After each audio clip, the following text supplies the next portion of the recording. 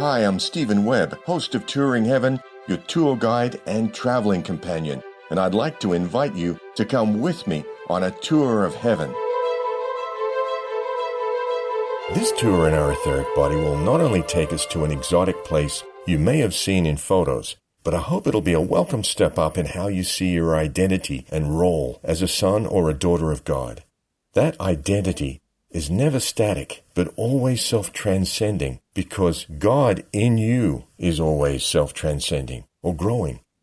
We're starting with a high concept this tour because, as you may have noticed, our tours are more than light entertainment. The exotic place we're going to visit in the etheric level of Earth is the Ascension Temple and Retreat at Luxor on the Nile River in what we know as Egypt. It's also an exotic place in our physical world because most of the ruins of the temple at Luxor are somewhat intact, and seeing the photos gives you just a hint of what we might expect of the beautiful equivalent on the etheric level. This 3,400-year-old temple at Luxor suggests that serious resources were available to the architect and builder Pharaoh Amenhotep III. But when you look closely at the geometry of the proportions of the columns and the floor plan, you quickly realize that the love of precision in the design was for purposes beyond ornamental construction. The proportions of the temple itself were, at the time, a form of visual instruction for the soul. That soul instruction is now only available for mentors and teachers in the etheric plane. The old mystery schools were taken up to the etheric or heavenly world long ago. There are now only a few physical retreats of the ascended masters on Earth, but more about that later. The temple at Luxor was built around 1400 BC, thousands of years before we saw sacred geometry appearing in the great Christian cathedrals of Europe. And you'd be right to wonder if the sacred architecture is connected across time, derived from the same divine geometry of the creator of subatomic proportions, of galaxies, ourselves, and all of cosmos. But sacred architecture remains invisible until someone like Amenhotep III builds it on the ground. Now, wouldn't it be interesting if the pharaoh was still around in our time under another name? If he was, maybe he would know the teaching coded into the architecture. So we're expecting a lot more to emerge from this tour than a series of tourist photos. Expect the unexpected. With these thoughts in mind, our angels are ready and waiting on us. We hold on to the strong arm of our blue angel, and we're up out of our quietly sleeping physical body and on our way at the speed of thought, straight through the lower frequencies of mere dreams, avoiding the endless distractions of the subconscious of the astral realm, and we're heading straight up in vibration to the etheric realms. Here we are. Now, if you look down, you can see the Nile as it is in heaven. It's so different from what we're used to seeing. Everything's a lot greener here because we're at a frequency above the human karma of the physical level. Now we're spiraling in so we can see more detail along the river, the grasslands, woodlands, and there's the temple complex at Luxor. It's not huge or spread out. Your eye goes straight to the main rectangular temple. The ruins on the physical level are impressive. In the etheric, the temple at Luxor is dazzling. Its luminous white walls are like looking into sunlight. Brilliant gold trim runs along the edges of the great columns, and the terraces and gardens are spaced exactly right, and the word majestic comes to mind. I can't tell you from up here what the length and breadth and height of the temple is, but from above, the proportions are, let's say, pleasing to the eye. We're heading for an expansive lawn between this grove of trees and several clear pools, and as soon as we land, we thank our angels, they wave to us, and leave. And we're here, shading our eyes as we stand facing the white and gold temple at Luxor. And waiting close by, a brother from the temple greets us with the surprising comment that we're on time. I can tell you that that's a clue, related to the love of precision that we'll learn about from the hierarch of the retreat, Serapis Bey. And another note, the pharaoh, an architect I mentioned earlier from around 1400 BC, Amenhotep III, that was one of Serapis Bey's embodiments. The brother who greets us describes himself as an instructor, and after welcoming us, says the master would like to see us shortly in the temple. In the meantime, he's asking us to relax, walk around the grounds and gardens, and take in the temple from all sides. So let's go this way along the long side of the temple while I offer you some background about Serapis Bey. I can keep an eye out for the instructor's signal as we're walking. Serapis Bey is part of this amazing group of spiritual volunteers I've been talking about. The 144,000 advanced souls from etheric Venus who partially realized the dangers and hazards that Sanat Kumara would face on this planet long ago when all light had gone out in the people. These volunteers came to teach and resuscitate a people who had been made in the image and likeness of God, but had lost the light through skirmishes and wars and devolved to something closer to the animal level, without self-consciousness or awareness. Serapis Bey was one of those who came to defeat a hostile takeover of the planet, where the rebel angels, many living as rulers of great attainment, were by God's grace given eons of time to repay their debt for enslaving humanity in misery. It was never going to be a short mission. Serapis understood that from the school of hard knocks early on. How many of those 144,000 volunteers completed the mission like Jesus did? The masters we've visited and those we'll meet soon completed their personal mission, but stayed with Earth's people because the majority of the 144,000 rescuers needed to be rescued themselves. Remember the term bodhisattva we learned about from Kuan Yin?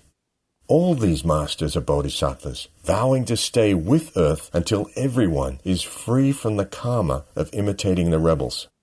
I say this because of all the masters, you might think Serapis Bey is the most intense.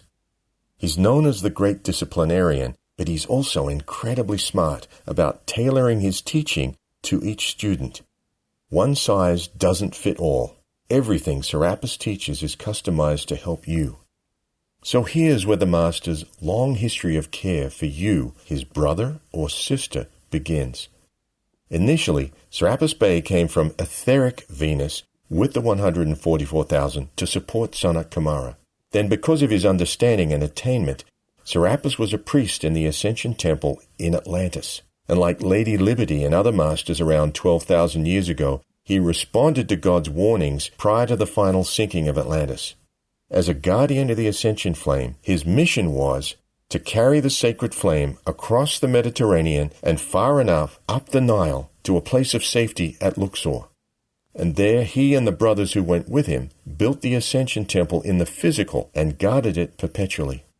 In a subsequent Egyptian embodiment, the soul of Serapis was the architect of the Great Pyramid of Giza, assisted by Paul the Venetian and the master mason El Moria. The Great Pyramid also exists here in heaven, where it remains a holy place of teaching on the process of becoming immortal, or the path to the ascension in the light. The physical version of the Great Pyramid is a shell of its former focus and function because of the misuse of its energy by black magicians and others who would take heaven by force if they could. Thousands of years later, in another Egyptian life, Serapis was embodied as Pharaoh Amenhotep III, who reigned from 417 to 1379 BC. During this reign, Egypt was at the height of prosperity and peace and achievement. Amenhotep III had peaceful diplomatic relations with all the neighboring nations at the time and held an ongoing communion with the masters above him in hierarchy, all the way to the Ancient of Days in Shambhala on the other side of the world.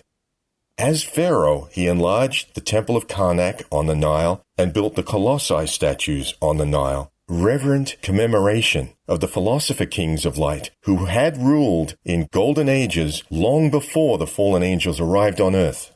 Then, about 900 years after Amenhotep's passing, Serapis embodied in Greece as the great Spartan king Leonidas. Leonidas' genius in both military strategy and combat tactics enabled him to defeat repeated attacks by an enormous Persian army at the narrow pass of Thermopylae on the east coast of Greece in 480 BC. On the third day of battle, Leonidas' army was surrounded. The Persians told Leonidas to surrender or the sky above them would be blackened with arrows. Leonidas responded, "Fine, we'll fight in the shade." He and his remaining royal guard of 300 fought to the last man. Leonidas' strategy was to focus the Persians' anger on him for 3 days, while a nearby Athenian fleet was able to embark the retreating Greek army, regroup, and decisively defeat the Persian navy a short time later. In his final physical embodiment, almost immediately after his death and passing his tests at Thermopylae, the soul of Serapis was reborn with a completely new mission and became known in Athens as the master sculptor Phidias. Phidias is recognized as the greatest of the Greek sculptors. Think about the range of attainment of this great soul, from the esoteric architect of the pyramids to the self-sacrificing discipline of the warrior king Leonidas, who understood the strategic picture, to the artistic discipline of a master sculptor whose statues were described by historians as sublime and precise, with a permanent moral level. It is possible we knew him, saw his work, or knew of his high standards as a contemporary in one or more of his physical lives. While we're walking, I'm looking over at the main entrance to the temple and thinking it's time we move closer in to watch for the instructor. I think that's him at the top of the stairs. Let's go see if our timing's right. Look, the instructor in the white turban and robe, he's waving. That's the signal. We compose ourselves and calmly walk up several flights of stairs. At the top, the instructor bows, looks at each of us, and explains that the master will talk with us in an anteroom off the main entrance. As we wait in the anteroom, with these luminous pearl-white walls, statues, flowers, and beautiful wood trim, I should note that this relative informality with the master is because this is an introductory visit. Respectful familiarity with the setting, the instructors, and the master are considered important first steps for you. And another note, the reason the masters bow to us is that they are acknowledging that they see the presence of God within us. 2 white-turbaned instructors enter the room, including the one we met earlier. They bow, and our instructor addresses us. May I introduce to you the Ascended Master, Serapis Bey. The master, in plain white turban and robe, enters the room, bows, smiles, and asks us to be seated. He's tall, strongly built, and magnificent to look at. El Moria, referring to Serapis Bey, affectionately described him once as a Spartan, if ever I saw one.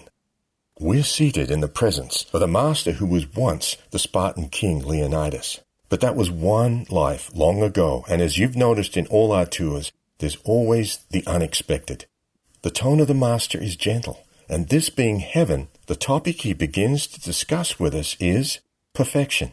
He notes that in our world, we think of perfection as humanly impossible, but in heaven, where the masters see the presence of God unfolding in us, they're both serious and compassionate about explaining how God sees perfection. The master asks if we consider there's no point in even trying for perfection where we work and live. And looking at our expressions, he continues firmly but kindly. Do not be dismayed at the requirement of the law for perfection. Perfection is the requirement of the Lord Christ, who said, Be ye therefore perfect, even as your Father which is in heaven is perfect. And then referring to how we think of the meaning and purpose of perfection in our world, he says, I think that those who think they cannot be perfect imagine that perfection is a straitjacket or a sterile quality, lacking any verve or joy or spontaneity. Perfection is the flowering of the lilies, of the gentle violets. Perfection is a smile upon a face. God measures the motive of the heart, the love in the heart. God is not concerned with whether or not the drawing of the little child is letter perfect according to the great artists of the times. God is concerned that the little hand has drawn the flower as the little heart has seen the flower. And unto God this is a perfect offering. Therefore, count perfection as a noble effort, as working the works of God the best you know how, and striving for the better, and making it better again, a new level of perfection that is your best. God is a God that transcends himself perpetually. Shall we say that yesterday's God was imperfect because today's God has transcended that state? Shall we say that man and woman are God today but not yesterday? He is the same yesterday, today, and forever. And the sameness does not imply stagnation or sterility, but an eternally unfolding golden spiral of energy, increasing God consciousness within your heart, and receive the reward daily of the divine approbation. This is my beloved Son, in whom I am well pleased. God can be pleased today. You need not postpone pleasing him, for God is pleased with all that you are, when all that you are is the purity of love. This, then, is the requirement of perfection. This is how you are measured. And you should know this, because the angels of record, who record your words and deeds, your thrusts of feeling and energy from your chakras, have several columns in the book of ledger in which they write their recordings. And these columns are listed as motive, as act, and as energy intensity. Motive, act, and energy intensity that is marked by a certain degree of positive or negative charge. And these angels of record fill in with dexterity the reading that they take, and that reading is read in their chakras, in their centers of God awareness. And these centers are endowed with clocks, as it were, that measure as meters of energy all that you are and all that you do. And isn't this the marvel of cosmos? That no matter what you do, the future is wide open as opportunity to do it better, to increase perfection, to increase the cosmic cube, to increase the cosmic sphere, to live in an expanding cosmic consciousness. And this is the challenge of initiation, that every day and every hour you can excel. You can excel. You can excel. This is the excellence of Ascension's flame. Go forth and excel. Brothers and sisters of sacred fire, I am Serapis always. The Master rises, and in his glance he seems to be reading our reception of the increase in his intense love for us. There's the same sense we've received from the other masters we've visited, that he's counting on us to complete something important that we don't yet fully understand. That this intense love is transferred as a reserve, as reinforcement for those days of testing that will surely come. The Master bows. We bow, and then he retires from the room with one of the instructors. The instructor we first met leaves the room with us, all of us walking out into a perfect day outside. We stand still for a while at the top of the stairs, looking out on gardens and groves of flowering trees, contemplating the purity of the invisible fire we absorbed in these moments from a master of such long and dedicated love for the big picture. We are part of the long game, that strategy of the victorious return. The victory Serapis is seeing is that Sanat Kumara's 144,000 volunteers who came from immortality in heaven descended into mortality and the ultimate danger of no return might one by one remember there is a way to come home. Serapis' loving coaching is meant to help us receive the teaching willingly, to teach it well, and to bring the children of God home to heaven with us. That's the something important we're here to understand. The love we've received is the reinforcement for the journey home, and our effort to demonstrate the signposts for the children of God who look to us. Our guiding master in the white turban invites us to stroll with him through the gardens and explains that there'll be more reinforcement available every time we come here for classes. He adds that the classes here get more difficult over time for a very good purpose. How does Serapis' teachings interact with the teaching in other masters' retreats? We ask. The master acknowledges the question and says, everything is integrated. As one family, Serapis' curriculum in purity, precision, and discipline is practically aligned with the classes of every other master you'll study with. The classes in Luxor are designed to integrate excellence for committed sons and daughters of God in any working career and spiritual endeavor. It's good that you ask questions, but there are more questions you should be asking yourself. Why are you tied to the physical world and can only visit here in your etheric body? Is it some random outcome?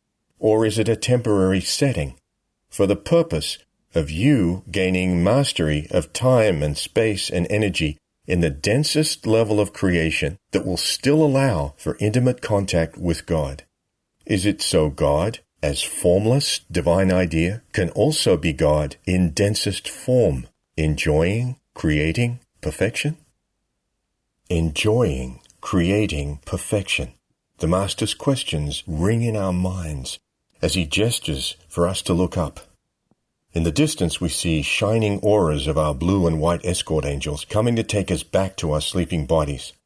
As they arrive, our instructor adds, think on your new understanding of perfection. Think of what pleases God. Strive for that, and let's talk about noble effort when you're here again. Moments later, holding on to our angels, we see him signal from below, and then we're on our way over the Nile, thinking about the meaning of God transcending yesterday's perfection. And as we head home to our sleeping body and sort through what we learned, remember, there's a reference book, The Masters and Their Retreats, that can offer a lot more information on Serapis and the ongoing classes at Luxor. The book is available, as always, on AscendedMastersSpiritualRetreats.com.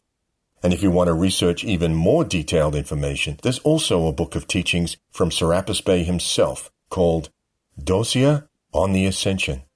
And that's on AscendedMastersSpiritualRetreats.com as well. Next tour, we're going to Crete, the Greek island in the Mediterranean. We'll be visiting the Temple of Truth and a master you've probably already heard of, who was once Jesus' apostle. His name initially was Saul, Saul of Tarsus. Then after his encounter with Jesus on the road to Damascus, he became Paul. And if you remember from the New Testament, Paul the apostle had a bit of negative karma with Jesus' students, so he needed another lifetime to repay the debts. In that final 4th century lifetime, in Arabia, Palestine, Sicily, and Cyprus, he was known as the great healer, Saint Hilarion. Hilarion focus on truth and healing is for everyone in the light, but this master goes out of his way to comfort those who have stepped out of the light.